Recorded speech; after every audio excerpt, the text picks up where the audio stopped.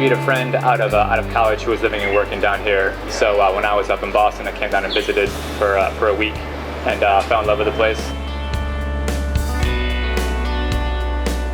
The Caribbean's a place that I always wanted to go. Kevin had talked about, and it just seemed like a really interesting place to take off for a little while, come down, bartend, have fun in the sun, and then head back to the real world and get back into it. That was the plan.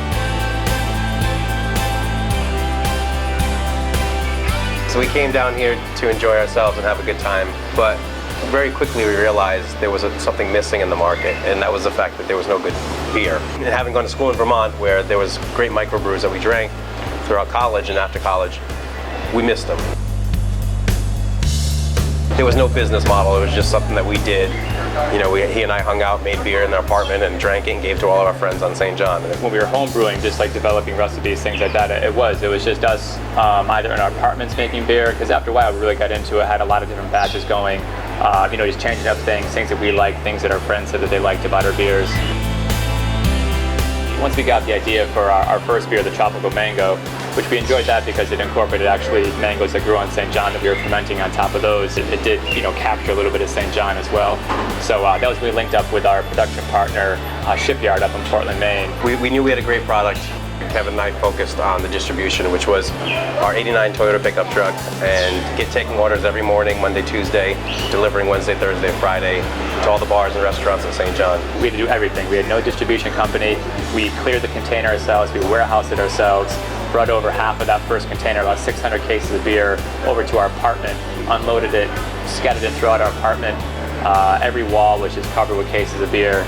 It was definitely nerve-wracking once we realized that container was en route, you know, because we were getting down about 1,300 cases, and even though we had sampled it out to people, it was still an untested product, you know. So we said either two things are going to happen. One, we're either going to sell a lot of beer over this summer, these first 3 months, or we're going to be drinking a lot of our own beer. It was after we started launching with our first product, the Tropical Mango, in bottles. We just needed a place that we could sample out to a larger audience.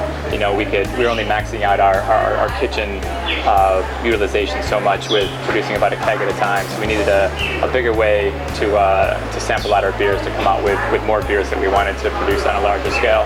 And we wanted a home base. We wanted a place where people could come to and know where St. John Brewers was. This is where Kevin and I work and, you know, showcase our products. We play off that and we change the recipe here numerous times until we get the flavor that we enjoy when we sample out to our guests and our customers, and if they enjoy it, we take that feedback, and that's how we build our recipes.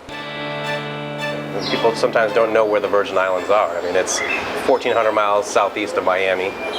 It's due east from Puerto Rico. Small island of the 3 U.S. Virgin Islands. Small as 5,000 people live on it year-round. 70% of it is national park. And I think once people spend any amount of time here, they also understand that people are a great resource and natural resource of St. John as well.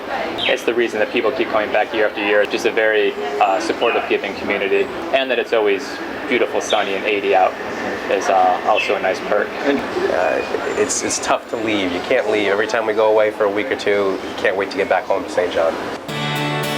But besides the Virgin Islands, we're in about a dozen other locations up in the States, mostly up in the Northeast. That's just where the majority of the visitors come from, to the Virgin Islands. They're the people that are familiar with our beers. That's where we get a lot of emails from asking how can we get our beers sold in our states. We're looking to continue to expand throughout the U.S.